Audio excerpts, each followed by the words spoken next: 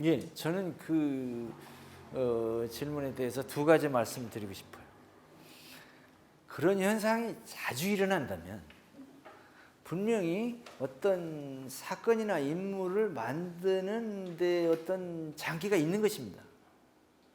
장기가 있는데 그 서브 플롯이나 어떤 그 부수적인 인물은 잘 되고 그 메인 플롯이나 주인공은 잘 안 된다고 하는 것은 제 생각에 너무 지금 질문하신 분이 자기가 얘기하려는 것을 경직된 태도로 임하는 것 같아요. 너무 자기가 얘기하려는 것에 매달리는 거죠.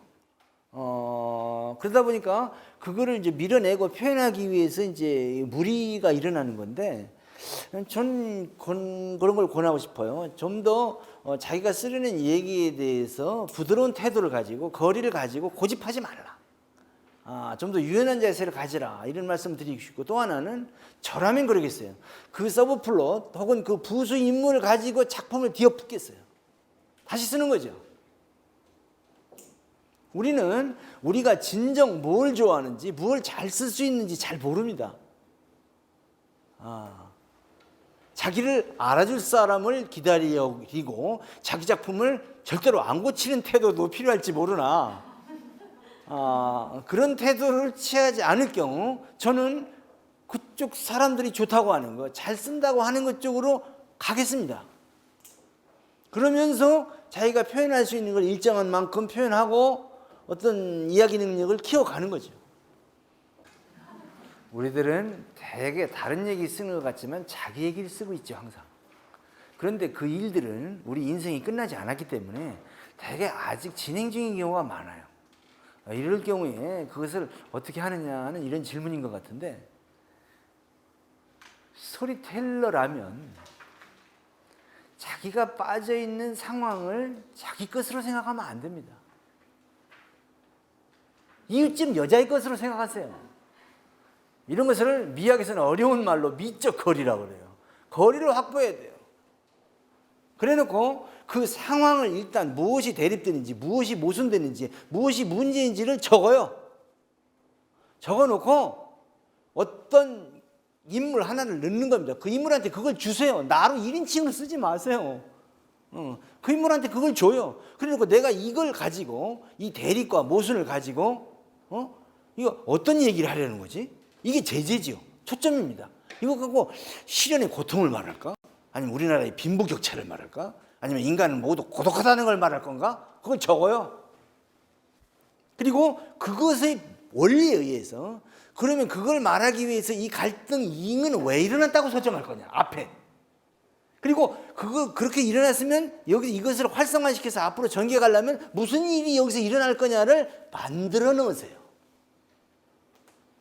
왜 자기의 고민을 기록하려고 합니까? 그걸 재료로 써야지요. 이 사건, 이 플롯을 짜고 또 이 앞에서 상황의 설정과 전개를 하다가 보면 결국은 결말의 문제가 나옵니다.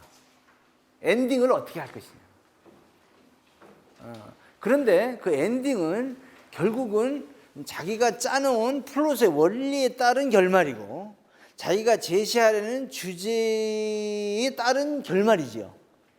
그런데 그 결말이 그 자체, 이야기 자체의 원리, 문법, 과정, 전개에 따라서 필연적인 거래야지.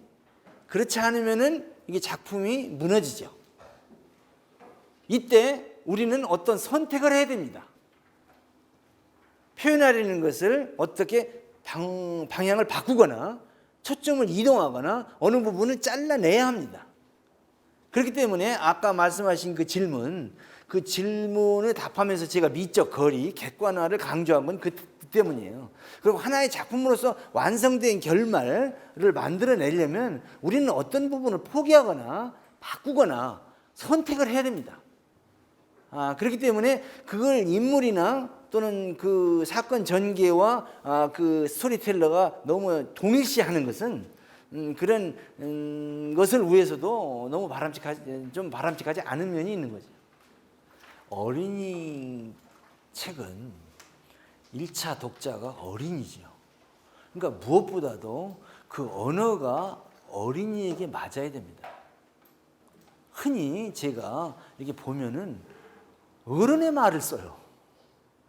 그 언어가 어린이가 쓸 수 있는 어떤 몇백 개의 단어가 한정되어 있습니다. 그 우리나라도 이제 그런 때가 와서 출판사에서는 보면 그 눈표를 찍어갖고 빈도수 표시를 해놨죠. 그런 빈도가 아주 높은 자주 쓰는 어떤 어린 아이용 언어를 써야 됩니다. 첫째. 물론 문장 구문도 그래요. 복문 이런 걸 피해야 되죠.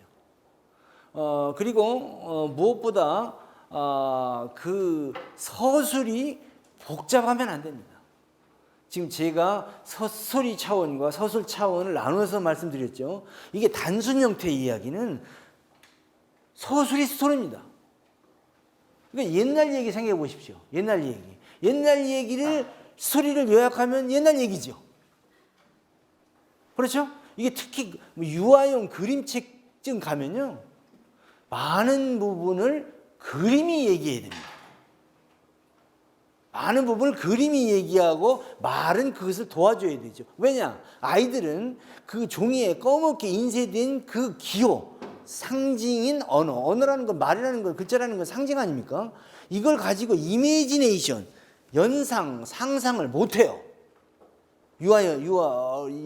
유치원이나 유치원 이전 학생들은. 그렇기 때문에 그림책을 보여주는 건데 그 사파가가 일러스트레이터가 그 말로부터 연상되는 이미지를 그림으로 그려 보여주는 거 아니겠습니까?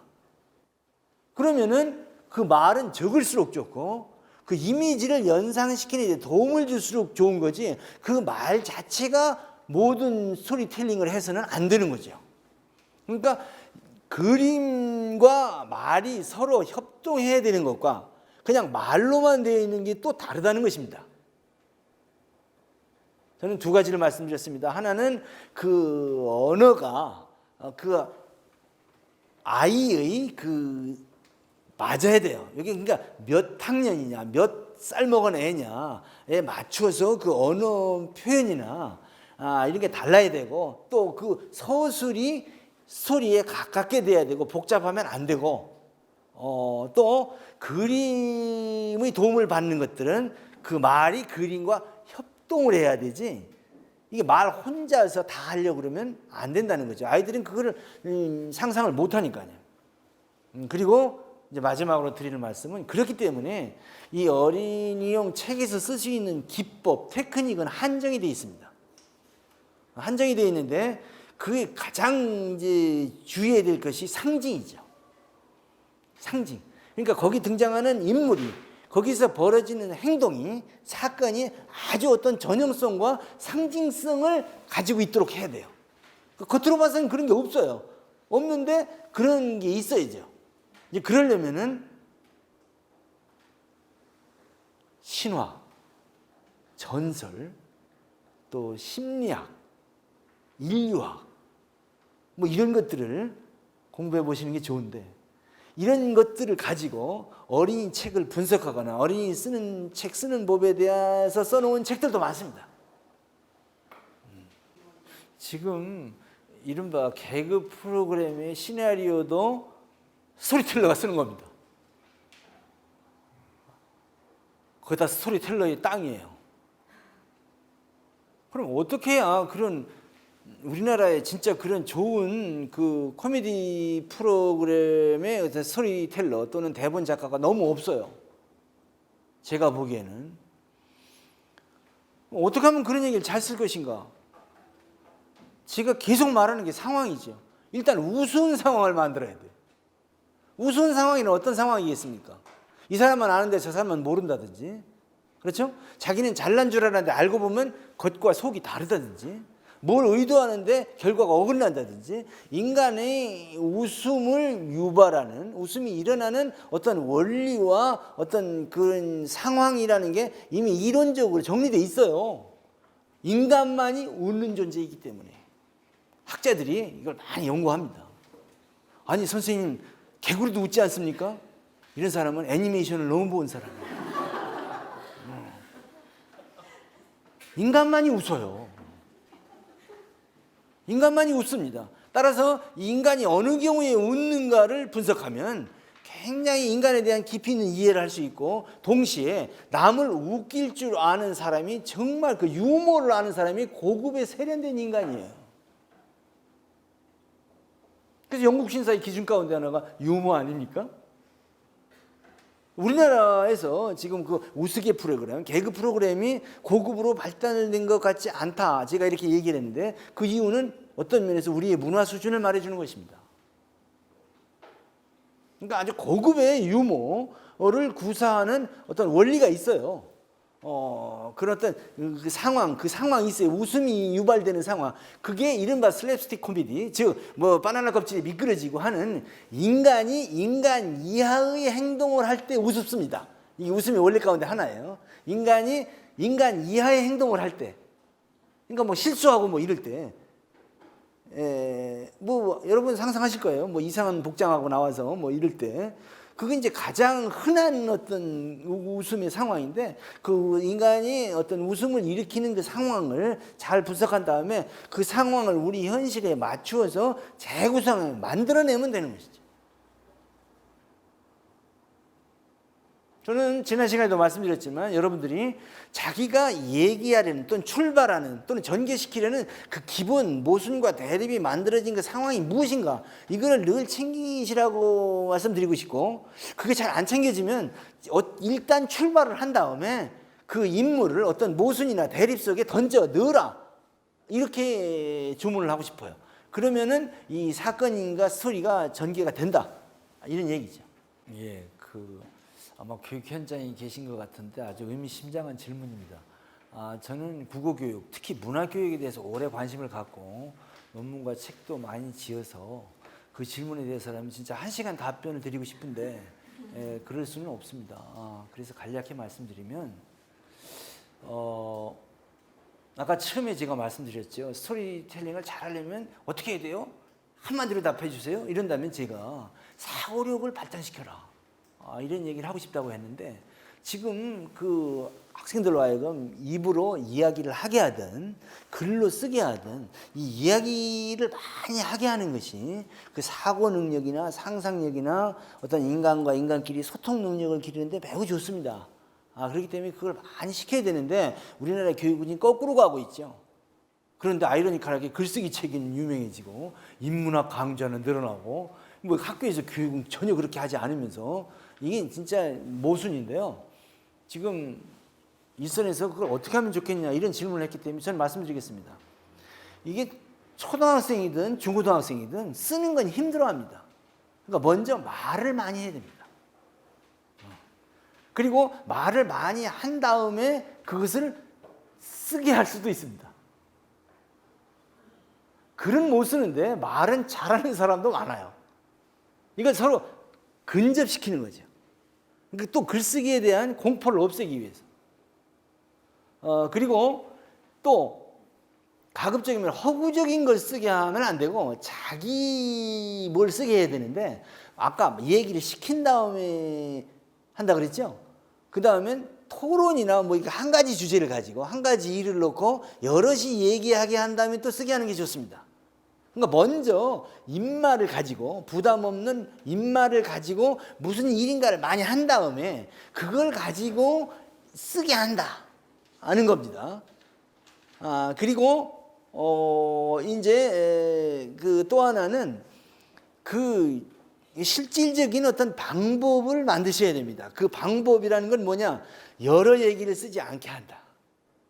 또는 선생님이 앞부분을 써주고 이어쓰게 한다.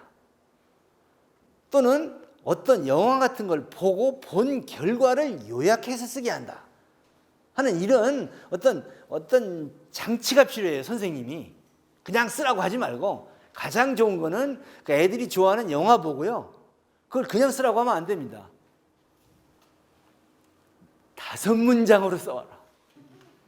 근데 이걸 또 중학생은 못하죠. 그러면 2문장을 중요한 부분을 선생님이 써줍니다. 그리고 메꾸라고 하는 거예요. 제 책에 보면 그런 연습 문제가 있습니다. 마당을 나온 암탉을 주워놓고 그런 괄호 넣으라는 연습이 있어요. 그런 걸 좀 참고하십시오. 대답은 흡족하지 않겠지만 실질적인 방법을 몇 가지 안내해 드렸습니다.